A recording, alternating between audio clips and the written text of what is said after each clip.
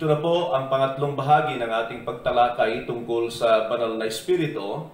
Napagdaanan na po natin ang tungkol sa Trinidad o Trinity at napag-usapan na rin natin kung gaano kahalaga na matutunan natin ang tungkol sa araling ito. Kung hindi pa po ninyo napapanood yung unang dalawang ito ay napakahalaga na yun ay balikan ninyo para sa pundasyon ng ating pag-aaral. Ang ating tatalakayin sa pagkakataong ito ay tungkol sa personalidad ng Banal na Espiritu at kung meron pa po tayong oras ay daragdagan ko po ito kung kinakailangan. Dahil nga po merong usapin tungkol sa pagiging isang persona ng Banal na Espiritu sa pagka-Diyos nito na ipinapalagay ng mga ilan na ito ay kapangyarihan lamang, na ito ay hindi maaring tawaging persona, at hindi siya Diyos. Yan po ang mga ilan sa dahilan kung bakit po natin binibigyan ng panahon para pag-aralan ang kanyang personalidad. Sinabi po ng isang tao sa akin na upang tawagin ang Banal na Espiritu na isang persona ay kailangan pong may katawan. Tinanong ko po siya kung ano ang pagkakailanlan upang ang isa ay masasabing persona. Hindi rin po niya masabi at yun lamang po ang kanyang basihan na ang isang persona ay dapat may katawan. Sa kaisipan ganyan ay lalabas na ang Panginoon Yesus lamang po ang persona at ang Ama na wala pong katawan na katulad sa tao ay hindi po persona. Sa pagkakataong ito ay tinignan ko po mula sa online dictionaries ang ilang pagkakilanlan sa persona. Karamihan po dito ay yung definisyon ng human being. Subalit meron din po akong nakita na nagbigay ng mga ganitong kahulugan. Sabi po ng isa, person is any entity that has the moral right or self-determination. Maiksi lamang po ang kanyang binigay pero hindi po niya binabanggit ang tungkol sa katawan o panlabas na anyo ng tao, kundi kung ano yung sa loob, ano yung kanyang karakter at kung ano ang kanyang mga maaaring gawin. Ito naman po ang ibinigay ng isa na siyang aking gagamitin sa paglalahad sa inyo tungkol sa pagiging persona ng Banal na Espiritu. Sinabi po niya, many properties have been suggested as being necessary for being a person. Intelligence, capacity to speak, a language, creativity, the ability to make moral judgments, consciousness, free will, a soul, self-awareness, and list could go on almost definitely. Yan po ang ibinigay niya na definisyon. At yan po ay aking inisa-isa upang tingnan kung ang Banal na Espiritu ay nagtataglay po nito. So basahin ko po sa inyo ulit at ito po yung ating basehan para sa pagtalakay sa bagay na ito. Mukhang hindi naman po Kristiyano ang naglagay sa definisyong ito. Ito po ay isang pananaw tungkol sa pagiging persona na ako'y naniniwala na mas tama. So sabi po niya, many properties have been suggested as being necessary for being a person. Intelligence, capacity to speak, a language, creativity, ability to make moral judgments, consciousness, free will, a soul, self-awareness, and the list could go on almost definitely. Ang ibig po niya sabihin ay marami pang mapagkakakilanlan kung ang isa ay persona. At hindi po niya binabasihan lamang ang pagkakaroon ng physical na katawan. Maaaring totoo na kapag meron pong physical na katawan, ito po ay human being. But also, animals have their bodies. Kaya po higit na tama na hindi lamang po ito nababase sa physical, kundi sa kakayanan na tatawagin ng isa na persona.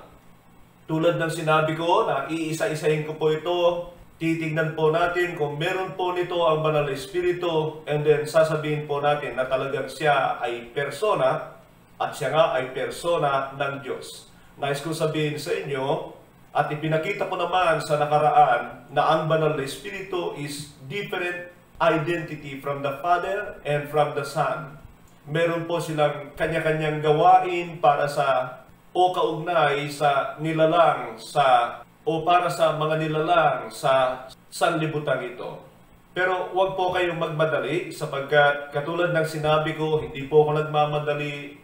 Kailangan natin makita ng malinaw, minsanan lang po ang pag-aaral na ito, kaya po natin binibidyo ay upang pakinabangan po ng marami.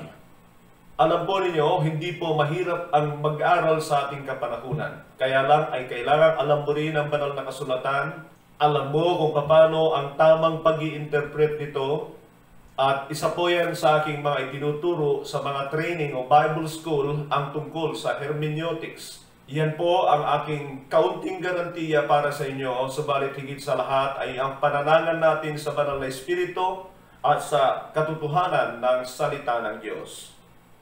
Isa pang bagay na ginagawa ko sa aking presentasyon ay yung laging pagkakaroon ng mga talata upang maiwasan natin ang pagkukuro-kuro o haka-haka tungkol sa ating mga sinasabi. Yan po ay sapagkat marami ay naliligaw sa kaparaanan na ang kanilang basihan ay ang practical nilang kaisipan tungkol sa Diyos. Sinabi ko nga sa nakaraan that God is an infinite God.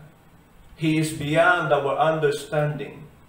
But He has that revealed Word of God, which is our basis to know and understand Him. Kaya kung gagamitin lamang po ng isang tao ang kanyang sariling pananaw, ay sinisigurado po na mas malamang nawawala siya sa tamang kaunawaan tungkol sa Diyos. Ito po ang ating number 1. Ang sabi niya, intelligence. A person must have an intelligence. Sabi po ng Isaiah 11:2, the Spirit of the Lord will rest on him, the Spirit of wisdom and of understanding, the Spirit of counsel and of might, the Spirit of knowledge and the fear of the Lord. Ang talatang ito ay tumutukoy sa Panginoon Jesucristo na kapag siya ay dumating, ay taglay niya ang sevenfold Spirit of God. Mabanggit ko na rin po sa inyo na kapag kayo po ay nagbabasa sa aklat ng pahayag, ay ilang beses din po ninyong mababasa ang salitang the seven spirits of God. Alam natin na meron pong iisang Espiritu ang Diyos. One Lord, one faith, one baptism, one Spirit. Yan po ay nasa Efeso, Kabanata 4. Dito po ay tuwirang binanggit na ang Espiritu ay Espiritu ng karunungan o katalinuhan. The Spirit of wisdom and understanding. So hindi lamang po wisdom and understanding, and of course, yung salitang intelligence is another word for all these words like wisdom, understanding, knowledge. And the Holy Spirit has them all. At ito yung nagmanifest sa Panginoon Jesucristo nung siya ay nandirito sa mundong ito. Dahil taglay niya ang banal na Espiritu, ang banal na Espiritu ang ginawa niyang gabay at hindi niya ito ino-offend. And so the Lord Jesus Christ walked with the Holy Spirit and He possesses all these things. Later on, ipapakita ko sa inyo na kung paano si Satanas ay gumagamit o kumakasangkapan ng mga katawan dito sa mundong ito, ay ang banal na Espiritu naman ay kinakailangan niya na manahan sa mga katawan para siya ay patuloy na makagawa at magmanifest. Pero meron pong mga pagkakataon na ako'y naniniwala na diretsahan po na ang banal na Espiritu ay nakikipag-ugnayan sa tao. Makakakita po tayo ng napakaraming talatang ganyan dito sa banal na kasulatan. Nais ko pa pong basahin sa inyo ang Mateo 10:19-20. But when they arrest you, do not worry about what to say or how to say it. At that time you will be given what to say. For it will not be you speaking, but the Spirit of your Father speaking through you. Ito po ay sinasabi ng Panginoon sa kanyang mga alagad na sila ay binababalaan sa kanilang magiging buhay bilang mga tagasunod niya. Na sila ay uusigin at ang mga ilan ay dadalhin sa mga Sanhedrin o sa mga korte. Subalit ipinagpauna ng Panginoon na sinabi ang mga bagay na ito na huwag silang mag-alala sa kanilang mga sasabihin sapagkat ang banal na Espiritu ang magkakaloob ng karunungan sa kanila upang anumang kanilang sasabihin ay hindi mapasubalian ng mga mag-aakusa sa kanila. Mahalaga pong maunawaan natin ang katotohanan na itong mga alagad na ito, they have yielded themselves to the will of God. They have been with the Lord Jesus Christ, left everything to follow Him. And after the Lord Jesus Christ will begin, the Holy Spirit will come upon them. That was an assurance for them to help them in everything, as I have explained several times. At alam natin na ang bagay na ito ay nangyari po sa mga alagad o sa mga ilang alagad. Pero diyan po ay makikita natin ang katotohanan. At marami pa pong talata sa banal na kasulatan na ganito po ang ipinapakita. Kinukuha ko lamang po yung mga ilang direkta talaga, sapagat marami pa po tayong pag-uusap tungkol dito. Subalit hindi lamang po ito para patunayan na ang banal na Espiritu ay isang persona, kundi para makilala natin siya. Kaya sa mga susunod ay marami pa po tayong makikita, mga talata, na kung hindi maingat ang isang tao o kaya ay tamad magbasa at mag-aral ng salita ng Diyos, ay hindi talaga niya makikita. Salamat tayo sa Panginoon sa panahong ito na kung saan ay available po ang internet at napakadaling makita ng mga talata.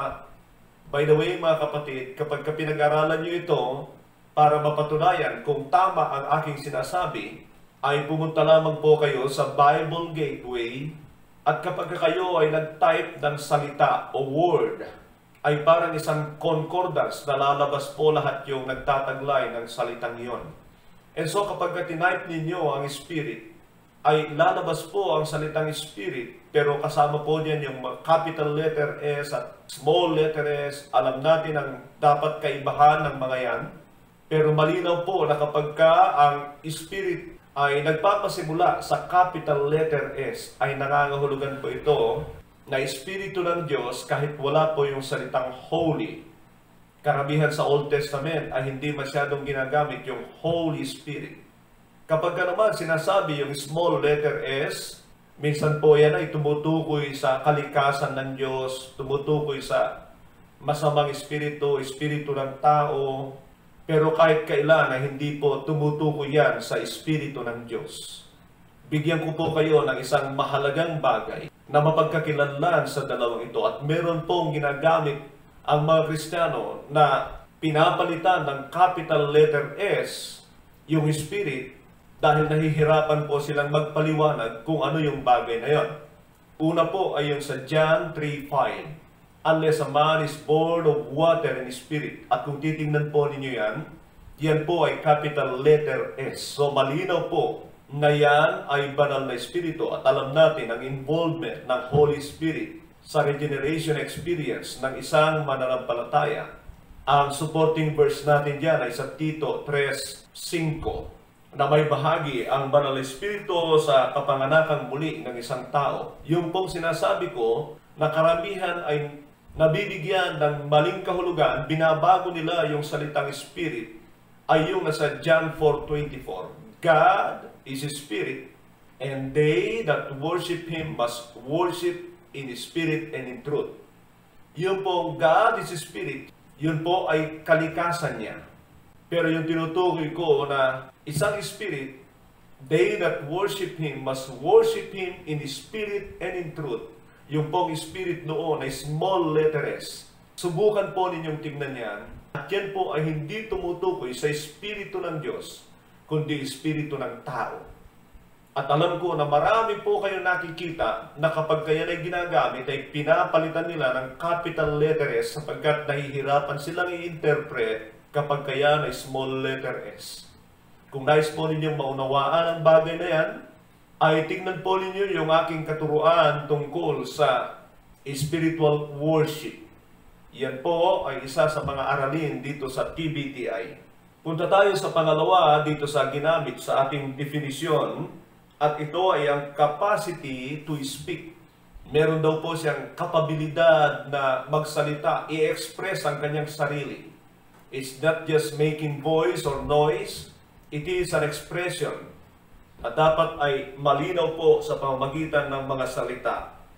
Sabi po sa Acts 10:19, while Peter was still thinking about the vision, the Spirit said to him, "Simon, 3 men are looking for you." Ito po ay yung tungkol sa pangitain ni Pedro bago po siya isugo ng Panginoon o ng Diyos doon sa tahanan ng isang centurion.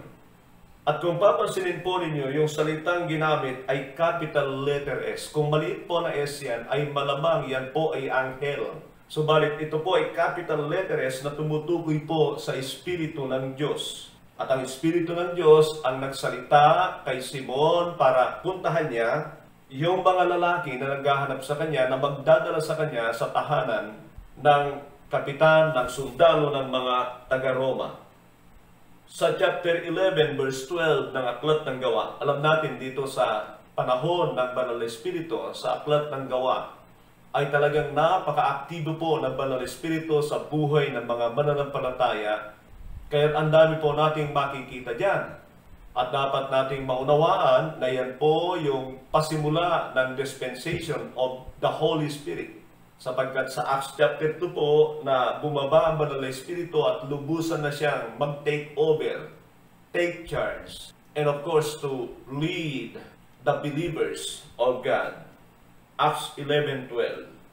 The Spirit told me to have no hesitation about going with them. These 6 brothers also went with me, and we entered the man's house.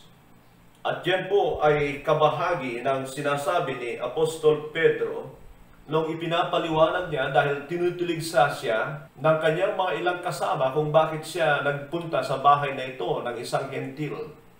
At sinabi nga ni Pedro na hindi ko pwedeng tanggihan, sinabihan ako ng Banal na Espiritu. At yan po ay pinaliwanag ni Pedro sa kanyang mga kasama. Meron lang po akong isang bagay sa aking puso. Hindi ko po alam kung paniwalaan po ninyo o hindi. Nabanggit ko na rin po ito sa mga ilan sa aking pagtuturo. Na kung titignan po natin sa panahon ng mga apostol, lalo na sa Aklat ng Gawa, ay malinaw na talagang sobra grabe matindi ang pagkilos ng Banal na Espiritu. Sinabi ko nga po na ang dalawang apostol, ang apostol sa mga Hudyo na si Pedro at ang apostol sa mga Hentil na ang Apostol Pablo, ay halos meron pong magkapantay na mga himalang naganap sa kanilang mga buhay. Ang bagay na ito ay pinakita ko naman sa pag-aaral sa Aklat ng Gawa at maaari po ninyong obserbahan ito. Yun po ay para ipakita that there is no distinction between the God of the Jewish people and the God of the Gentiles. He both worked to the Jewish Christians and to the Gentile Christians. At kinasangkapan ng dalawang apostol na ito para ipakita at hindi dapat pagdudahan ng mga Kristiyano, lalo na sa mga Hudyo, na ang Diyos na kinikilala nila ay siya ring Diyos na gumagawa sa mga Hentil. Meron pa po tayong isang talata sa 13:2 ng Aklat ng Gawa. While they were worshiping the Lord and fasting, the Holy Spirit said, "Set apart for me Barnabas and Saul for the work to which I have called them." So ito naman po yung panahon na kailangan piliin ng mga naunang apostol ang dalawang ito upang sila ay susugo sa mga Hentil. Pero ang punto po natin dito, na malinaw po na ang Banal na Espiritu ay nagsasalita sa mga apostol. Kanina hindi ko natuloy yung aking ibig sabihin na sa panahon ng mga apostol ay marami pong himala. Pero bakit nga ba unti-unti sa panahon natin ay talagang halos wala na? Pakinggan po ninyo ang aking paliwanag. Maging sa buhay ng mga ilang apostol ay makikita natin na tila sabihin natin nag-die down o nag-slow down ang Banal na Espiritu. Hindi dahil wala na siya, dahil yan po yung kanyang kapanahunan. Pero tingnan po ninyo sa buhay ni Apostol Pablo halimbawa, na dumating siya sa punto na siya ay hindi nagagawa ng himala ang kanyang karamdaman. Sa aklat ng 2 Korinto 12, dalawa sa kanyang kasama ay kailangan niyang iwan kahit hindi pa sila gumagaling. Yan po ang nais kong sabihin sa inyo, na tila unti-unti ay hindi nakatulad sa pasimula ng dumating ang Banal na Espiritu na grabe ang kanyang mga himalang ginagawa sa buhay ng mga apostol. At ito po nakikita kong dahilan sapagkat unti-unti na sa panahon na yan ay naisusulat na ang kabuuan ng Biblia.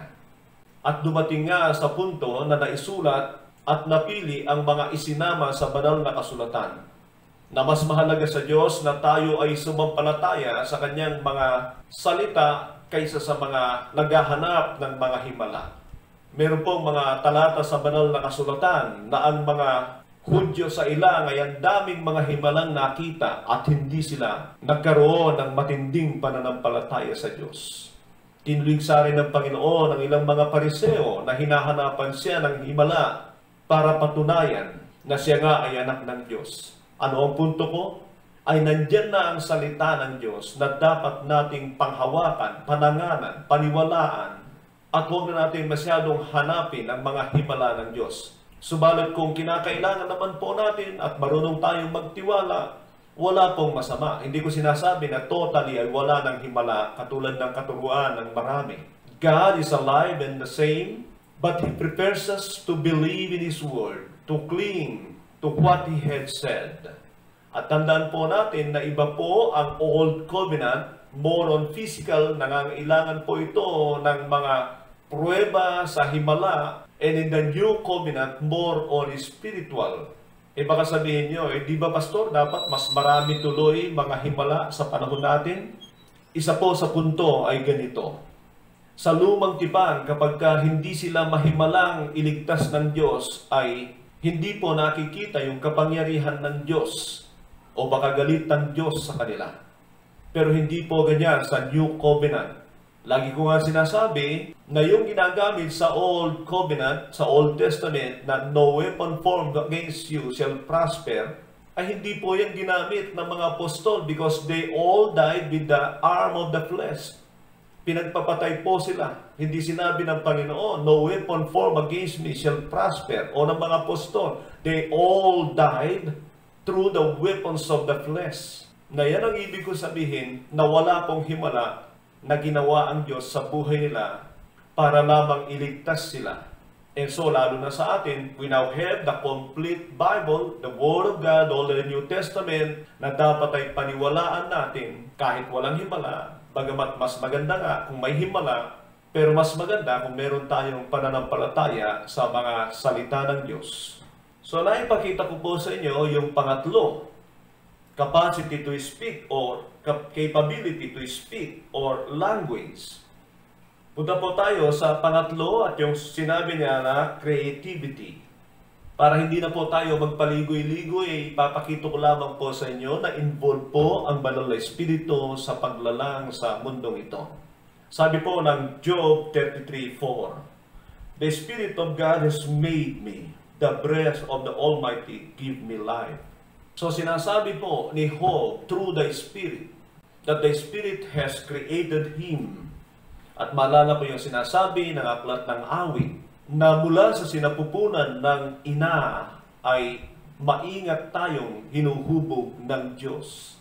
Sa Genesis chapter 1 and 2, in the beginning, God created the heavens and the earth. And the earth is void and formless, and the Spirit of God is hovering over the surface of the water. So there is the Holy Spirit na parang nagsusurvey, nililimlima ng mundong ito na later on ay itong pangit na sinabing void and formless. Sa mga susunod na talata ay makikita nating gumanda. Sabi ng Psalm 104:30, "When you send your Spirit, they are created and you renew the face of the ground."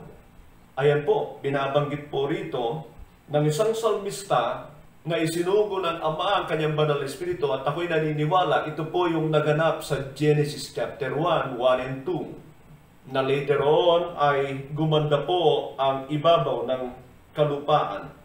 Alala na naman po natin ang katotohanan na maging sa recreation ng tao, regeneration, born again experience ng tao, ay malaki ang bahagi ng banal na espiritu para tayo ay magiging bagong nilalang. Punta tayo sa susunod na sinabi at ito yung ability to make moral judgments. Kanina po ay nabanggit ko yung pagpili kay Barnabas at kay Pablo, and that is the judgment of the Holy Spirit to choose Paul and Barnabas. Ngayon po, baka tanungin niyo ko Pastor, hindi ba kalaunan ay naghiwalay yung dalawang yan? Hindi na naman kaya nagkamali ang Banal na Espiritu katulad kay Judas? Alam niyo, ako po ay naniniwala na may dahilan ng Panginoon sa lahat ng bagay. At minsan, dahil hindi po nananakop ang Banal na Espiritu, He doesn't possess people. Nais ng Banal na Espiritu na tayo ay magpasakop sa Kanya at hindi niya tayo katulad ng mga Espiritong masama na pinoposes. Yan po ang sinasabi ng marami. The Holy Spirit, remember this, doesn't possess people. Bakit Pastor, doon sa Acts chapter 2 ay sila ay nagsalita ng iba't ibang wika? That is the coming of the Holy Spirit with power, that they spoke in different languages. Pero later on ay makikita natin, desire to speak with different language, sabi ni Paul sa mga taga-Korinto, na nangangahulugan na maging itong si Pablo at si Barnabas ay hindi po pinipilan ng Banal na Espiritu ang kanilang kalooban. They could speak in their own opinion. At yan po ang dahilan kaya sila naghiwalay, na ipinipilit ni Barnabas na isama si John Mark na ayaw ni Pablo at sapagkat minsan ay iniwanan sila sa kanilang paglalakbay. Baka po narinig ninyo na yung sinabi ko, the Holy Spirit creates unity or makes unity among the believers. Bakit dito ay nagkahiwalay si Pablo at saka si Silas? Again, punta tayo doon sa sinasabi ko rin na hindi po sinasakop ng Banal na Espiritu ang ating kalooban or will. So ito po ang nakikita ko kay Paul at saka kay Barnabas, na sila ay naghiwalay. Later on ay makikita nyo sa isa sa mga sulat ni Paul na ipinapasama niya, ito si John Mark, nangangahulugan na na-realize ni Pablo na yung kanyang pagiging mahigpit ay hindi niya dapat panatilihin. Diyan natin makikita na si Paul ay nais pa rin niya ng reconciliation. Ito po ang nakikita ko pagkatapos maghiwalay si Paul sa si Barnabas. Meron pong mga nagsasabi na tila lumubog si Barnabas dahil hindi siya marunong magpasakop kay Apostol Pablo. Ito naman po ang aking palagay na hindi nyo kailangang paniwalaan, na kahit pagkatapos magkahiwalay ni Paul at saka ni Barnabas, ay patuloy po na sumusuporta si Barnabas sa mga mission works ni Paul. Sapagkat alam natin, kaya siya tinawag na Barnabas encourager ay sapagkat siya po ay giver. Siya po yung nagpasimula sa Acts chapter 4 na ibenta ang kanyang mga ari-arian para ibigay sa gawain ng Panginoon. At yun po ang aking paniniwala. Hindi sila nagkimkim ng galit. Malamang ang totoo ay naging supporter pa rin ni Paul si Barnabas sa kanyang mga mission works. So doon po sa Acts 13:2, it was the Holy Spirit who chose the two, Barnabas and Paul, for the ministry. And that is a judgment. Pag tayo ay namimili ng ating isusuot, it is our judgment. Pag tayo ay nagsabi ng maganda, pangit, o okay lang ang isang bagay, it is our judgment. Yun ang sa tingin natin ay tama. Yun ang ating hatol sa mga bagay-bagay. Tungkol pa rin dito ay sinabi ng Gawa 15:28. It seemed good for the Holy Spirit and to us not to burden you with anything beyond the following requirements. Ang bagay na ito ay nangyari nang dalhin ni Paul at saka ni Barnabas ang problema doon sa Jerusalem.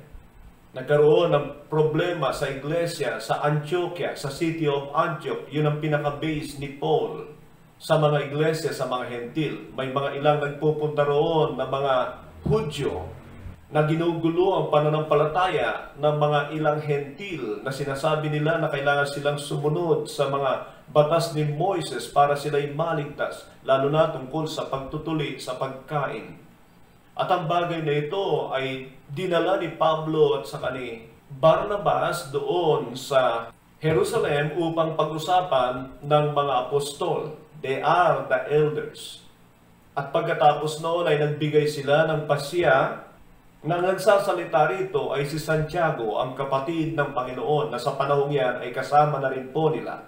Pero ang punto po na makikita natin dito na kinikilala ng mga apostol na ang banal na Espiritu po ang nagbibigay ng decision na ito, ng hatol na ito, na hindi na po dapat pabigatin para sa mga hentil na nangangahulugan yung pagsunod sa mga batas ni Moises sa hindi nila dapat ipilit sa kanila na gawin nila para lamang sa kanilang kaligtasan sapagkat sila ay nagsitanggap na ng banal na Espiritu na nangangahulugan na approve sila ng Diyos o tanggap sila ng Diyos sa kanyang gawain. Pag pinag-uusapan natin ang tungkol sa paghatol ay alam natin sa chapter 5 ay pinatay ng Diyos si Ananias sa si Sapphira at kung titignan po ninyo, it was the Holy Spirit. It was the Holy Spirit who put them to death. Pinatay sila ng banal na Espiritu dahil sa kanilang pagkukunwari na ibinibigay ang lahat ng kanilang napagbentahan sa kanilang lupain, samantalang itinatago nila ang ilan. During that time, obviously, ay napakalinaw na gumagawa talaga ang banal na Espiritu. Sinasabi ko po yan sapagkat kung yan ay nangyayari sa ating kapanahunan, baka ubus po ang mga nagsasabing mga Kristiyano. But that is a judgment from the Holy Spirit. Nais ko rin pong sabihin sa inyo ang katotohanan ito, na kung titingnan po ninyo ang mga pagpatay ng Diyos sa lumang tipan, ay ako ay naniniwala na yan ay kagawan ng banal na Espiritu. Tandaan natin ang isang katotohanan. Ang Ama, sabi ng Juan 1:18, ay walang nakakita kahit minsan sa Kanya. Tila sa lumang tipan ay bibihira lamang bumababa ang Ama. Parang nakikita ko lang yan doon sa panahon na nagkasala si Adan at si Eva. Kung siya man yung isa, sabi niya, the man has now become like one of us. Meron pong conversation na nangyayari na malamang ay dalawa sa kanila. It is the Father of the Son, it is the Holy Spirit of the Son. Hindi ko po alam. But there was a conversation between somebody, 2 or 3. The man has now become like one of us. Pero ang punto ko po rito, mga kapatid, ay yung mga paghatol ay kalimitan po ang banal na Espiritu ang gumagawa. At kung titingnan nga po ninyo, yung sa lumang tipan, na ang daming mga pinagpapatay sa ilang ng mga Israelita dahil sa kanilang mga ginagawa laban sa Diyos. Ako'y naniniwala na kung hindi man lahat yan, ay karamihan yan ay kagagawan ng banal na Espiritu. So that is about the Holy Spirit's ability to make moral judgment. Binabanggit po yung consciousness and free will. Of course, sa mga talata na sinasabi ko sa inyo, there is consciousness. Dahil alam ng Panginoon o ng Banal na Espiritu ang kanyang ginagawa, and that is consciousness. Choosing people, sending people, choosing whom to speak, choosing whom He use. Yan po ay bahagi ng consciousness of the Holy Spirit at free will. Sabi ko nga, tutuntinin ko yung mga sinabi o definition ng nakuha ko sa online. And so ginagamit ko po lahat ng mga ito para patunayan sa inyo that the Holy Spirit is a person.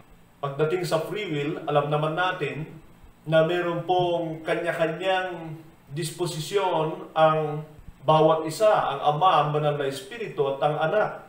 Kaya lamang po ay dahil sila po ay pare-pareho ng karakter, nagkakaisa sa kabutihan, ay talagang hindi po magkakaiba-iba ang kanilang desisyon at nais sa isa't isa. Isa pa sa ibinigay niyang pagkakailanlan ay kaluluwa.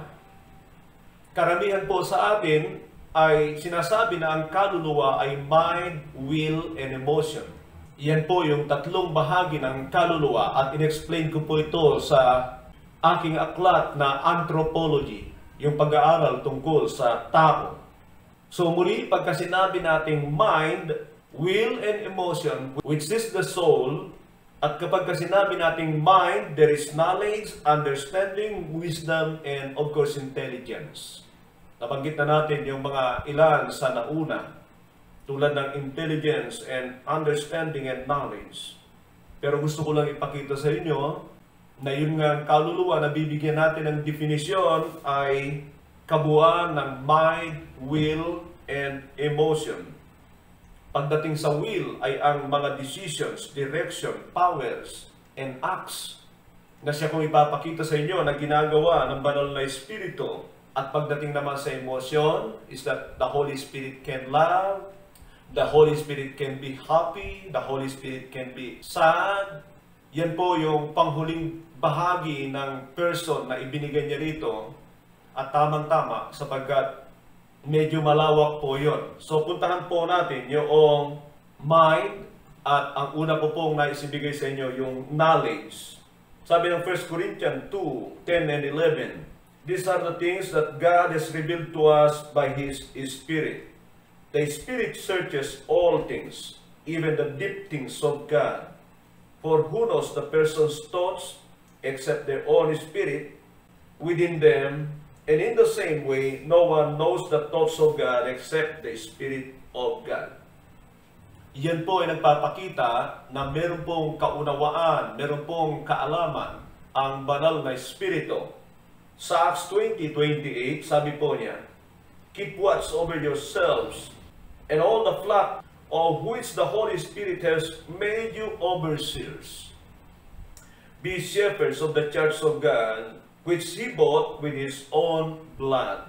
Yung pong unang bahagi, sa sinasabing ito ni Paul sa mga taga-Ephesus na kanya nang iiwanan, ang iglesia na pinanatilihan niya ng 3 taon, ay sinasabihan ng mga elder na ito, yung mga leader na kanyang iiwanan, na dapat ay alagaan nila ang mga tupang ito na kung saan ay pinili ng Diyos na sila ang mga siwa. It was not Paul. It can be the Holy Spirit who revealed to Paul kung sino ang kanyang pipiliing mga leader. At yan ang sinasabi niya sa kanila rito. So, yan po ay nagpapakita ng kaalaman ng banal na Espiritu sa saloobin o kalooban ng mga tao kung sino ang mga karapat-dapat. Katulad din po yan ng pagpili niya kay Paul and Barnabas na mga nakita natin sa nauna about understanding sa Isaiah 11:2. The Spirit of the Lord rests on him, the Spirit of wisdom and understanding, the Spirit of counsel and of might, the Spirit of knowledge and fear of the Lord. Muli ay nagamit ko na naman po ito, yung tungkol sa hula sa Panginoon bago po siya nagkatawang tao. Pero ipinapakita ko po na ganoon ang karunungan ng Panginoon. It is because that the Holy Spirit rests on Him. So He has understanding, wisdom, and knowledge through the Holy Spirit. Sabi po ng Matthew 10:19-20, but when they arrest you, do not worry about what to say or how you say it. At that time you will be given what to say, for it will not be you speaking, but the Spirit of your Father speaking through you. Medyo nabanggit ko na pala ito doon sa una about intelligence. Nagamit ko na rin po yung talatang yan. I explained it there, that the Holy Spirit is speaking through these apostles with intelligence or with wisdom. Nasabi ko nga, hindi ito mapapasubalian ng mga nag-aakusa sa kanila. Ang pangalawang bahagi ng kaluluwa is the will. Sabi po ng unang Korinto 12:11, all this worketh that one and the same Spirit, dividing them to every man severally as he will. Ito po ay King James translation. Ano po? Pero ito po ay tumutukoy tungkol sa pagkakaloob ng Banal na Espiritu sa mga mananampalataya na siya po ang nagdesisyon, siya po ang namili kung kaninya ay pagkakaloob ang bawat kaloob para sa ikaunlad ng kanyang iglesia at sa ikaluluwalhati ng Diyos. Dito ay malinaw na nababasa natin sa huling bahagi, dividing to every man several as he will. Ayon sa kanyang pasya. Pasya po ng Banal na Espiritu yan. And that is the decision. Sabi po ng unang Hari 18:12, I don't know where the Spirit of the Lord may carry you when I leave you. If I go, I tell Ahab, and he doesn't find you, he will kill me. Yet I, your servant, have worshipped the Lord since my youth. Ang kaganapan dito, mga kapatid, ay ito po yung pagkatapos ng ilang taon na nagkaroon ng tagtuyot sa Israel. Panahon po ni Haring Akab. At ang itinuturo niyang dahilan ay walang iba kundi si Elias, si Propeta Elias. Nung natapos na ang tagtuyot na yon, binabanggit po ito sa Santiago, Kabanata 5, ay nais nang makipagkita ni Elias kay Haring Akab. At nakatagpo ni Elias ang kanyang alipin o ang kanyang tauhan. At sinabi niya rito, napuntahan mo si Akab at ako'y nandirito at makipag-usap siya sa akin. Nangyari po yan. Pero dito ay ina-assure lang ng tauhan ni Akab na kapag tinawag niya si Akab, ay dapat nandoon si Elias sapagkat marami na silang karanasan na kapag kay pinapahanap ni Akab si Elias, nakakikita lang sa isang lugar ay wala. Hindi nila nakikita sapagkat he was being transported by the Holy Spirit. Yan ay makikita rin natin later on na ginagawa ng Banal na Espiritu kay Felipe sa New Testament. Pero ang punto natin dito, na doon sa sinasabi ng tauhan na ito ay alam niya na ang Banal na Espiritu ay pwedeng kunin si Elias anytime, and that is the decision para dalhin sa isang lugar na maaari niyang ikapahamak. Sa Isaiah 34:16, "Look to the scroll of the Lord and read. None of this will be missing, not one will lack remain. For it is His mouth that has given the order, and His Spirit will gather them together." Ito naman po ay pananalita ni Propeta Isaias na sinasabihan ng mga Hudyo, tignan ninyo ang salita ng Diyos, saliksikin ninyo. At ang bawat isa diyan na hindi maaring walang kabuluhan o walang paliwanag. Nandiyan din ang mga paliwanag niya sapagkat ang Espiritu ang siyang na magkakatipon sa kanila. At yan po ay kalaunan ay makikita natin sa 2 Peter chapter 1 nang si Pedro naman ang nagpapaliwanag na ang kasulatan o mga kasulatan ay naisulat sa pamamagitan ng udyok ng Banal na Espiritu sa mga alagad ng Diyos at natipon na rin dahil din sa nais ng Banal na Espiritu. Ang dami pong ipinapakita rito tungkol sa Banal na Espiritu. His intelligence, His wisdom, but we are talking about His decisions. Kung ano ang nandiyan at kano ang dapat wala. At ang sinasabi rito ay ang nag-decide ng lahat ng ito ay walang iba kundi ang Banal na Espiritu. Isang bahagi ng will ay ang direction. At sabi po ng Nehemias 9:19 hanggang 20, "Because of your great compassion, you did not abandon them in the wilderness. By day the pillar of cloud did not fail to guide them on their path, not the pillar of fire by night to shine on the way they were to take. You gave your good spirit to instruct them. You did not withhold your manna from their mouths, and you gave them water for their thirst." Ito po ay bahagi ng prayer ng mga Israelita sa panahon ng kanilang pagsusuko muli sa panahon ni Nehemiah. At sinasabi nila kung ano ang mga ginagawa ng Diyos sa kanila, pero mapapansin po ninyo na tinukoy nila ang Banal na Espiritu na siya pala ang nangunguna sa kanila, sa kanilang mga ninuno, sa landas doon sa ilang. Marami na sa aking mga ginamit na talata ang nagpapakita na ang Banal na Espiritu ay nagbibigay ng direksyon. Yung pagpili, yung transport ng mga propeta, dadalhin sila sa isang lugar na hindi nila alam. Those are all directions from the Holy Spirit. Sa Isaiah 63:14, sabi po sa huling bahagi, "They were given rest by the Spirit of the Lord. This is how you guided your people to make yourself a glorious name." Malinaw po diyan, it was the Holy Spirit who guided the Israelites to give glory to God. Sa Acts 8:29, bagong tipan po ito, the Spirit told Philip, "Go to the chariot and stay near it." Ito po yung panahon na pinapupunta ng Banal na Espiritu si Felipe upang habulin ng bating o bating. Hindi ko po alam ang tamang pronunciation, pero yan po yung mga kapon na alipin ng mga reyna. At makikita po natin dito na ang Banal na Espiritu nagbibigay ng direksyon kay Felipe. Tungkol naman sa kapangyarihan ng Banal na Espiritu na bahagi ng kanyang will, ay alam natin yung sinabi ng Zechariah 4:6, "It's not by might nor by power, but by the Spirit saith the Lord. Tumutukoy po sa kapangyarihan ng banal na Espiritu na gumawa sa kanyang nanaisin o sa nais ng Diyos. Sa Gawa 1:8, you will receive power when the Holy Spirit comes upon you. Power when the Holy Spirit comes. Later on, ipapaliwanag ko po sa inyo mga kapatid, na hindi po kapangyarihan ng banal na Espiritu, kundi siya po ay nagtataglay ng kapangyarihan.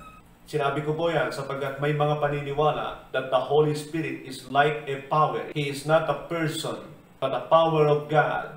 At kailangan ko po ipaliwanag sa inyo yan sa mga susunod. Tungkol sa will ay nag-i-involve po ito ng kilos o gawa. At ang sabi po ng Gawa 16, 6 at 7, Paul and his companions traveled throughout the region of Phrygia and Galatia, having been kept by the Holy Spirit from preaching the word in the province of Asia. Mukhang bahagi pa rin po ito ng decision, but it is the Holy Spirit who works. Acts 20:23. I only know that in every city the Holy Spirit warns me that prison and hardship are facing me. Ito naman po yung sinasabi ni Apostol Pablo sa kanyang pamamaalam sa mga taga-Efeso. Ay pinapaalam sa kanya o malamang ay dinedirekta siya ng banal na Espiritu sa kanyang mga patutunguhan, pero hindi po maalwan o magaan ang kinakaharap ni Apostol Pablo rito. At huling bahagi ng soul o kaluluwa ay ang emotion. At ang emotion ay naglagay ako rito ng tatlong bahagi. It is the love, it is the joy, it is sadness. At sabi po ng Roma 15:30, I urge you, brothers and sisters, by our Lord Jesus Christ and by the love of the Spirit, to join me in my struggle by praying to God for me. Diretsahan po na tinutukoy ni Apostol Pablo sa mga taga-Romano yung pag-ibig ng banal na Espiritu. Of course, nang sinabi ng Panginoon, for God so loved the world, possibly ang tinutukoy niya ay ang Ama na mapagmahal. At dahil sa pag-ibig ay binigay ng anak ang kanyang sarili. At hindi po naiiba ang banal na Espiritu sa kanya. Siya rin po ay umiibig. At yan po ang sinasabi ko sa atin, na hindi po sila magkakaiba-iba ng karakter o ng saloobin tungkol sa kagalakan o joy. Sabi po ng Lucas 10:21, At that time, Jesus, full of joy through the Holy Spirit, said, I praise you, Father, Lord of heaven and earth, because you have hidden these things from the wise and the learned, and revealed them to the little children. Yes, Father, for this is what you were pleased to do. So ang Panginoon po na nagtataglay ng banal na Espiritu ay meron pong kagalakan, joy of the Holy Spirit. Pag tinignan po ninyo ang aklat ng Gawa, pagka kumikilos ang banal na Espiritu, ay meron pong mga kagalakan ang mga lingkod ng Diyos diyan. At yan din po ang dahilan kaya inuudyukan tayo na magalak sa lahat ng sitwasyon, sapagkat wala pong kabuluhan o walang kaibahan ang banal na Espiritu na nasa sa atin kapag tulad tayo ng sanlibutan na nalulungkot sa mga bagay na nakakalungkot at masaya lang sa panahon ng kanilang kapayapaan, kaunlaran sa buhay. Hindi po ganyan sa mga Kristiyano dahil nagtataglay po tayo ng buhay at ng banal na Espiritu ng Diyos na kailangan tayo ay magalakin. Ang joy po ay sa loobin, sa loob. Hindi po ito yung nagtatatawa at masaya na katulad ng ginagawa ng sanlibutan ito. Bahagi po ng emotion ay ang kalungkutan. At ang mga ilang may papakita ko sa inyo na kalungkutan ng banal na Espiritu ay kapag siya ay pinighati o kaya gumawa ng anumang laban sa kanya, ang banal na Espiritu po ay may kalungkutan. Halimbawa po ay ang kahoy. Gawan mo ng maganda, gawan mo ng mabuti, mahalin mo, wala pong emosyon sapagkat wala po siyang buhay at hindi po siya nakakapagpasiya sa kanyang sarili. At dahil ang banal na Espiritu ay isang persona, marunong siyang umibig, marunong siyang magsaya at marunong siyang malungkot.